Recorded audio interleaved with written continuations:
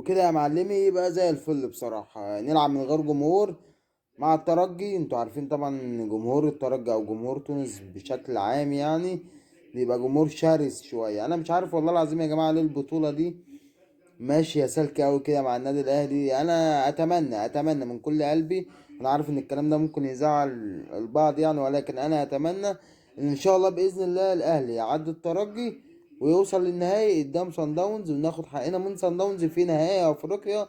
يعني اما نكسب بطولة افريقيا على حساب صن داونز، في اعتقادي الشخصي يعني ان ده اقوى رد اعتبار بعد طبعا الهزيمة بالخماسية قدام صن داونز.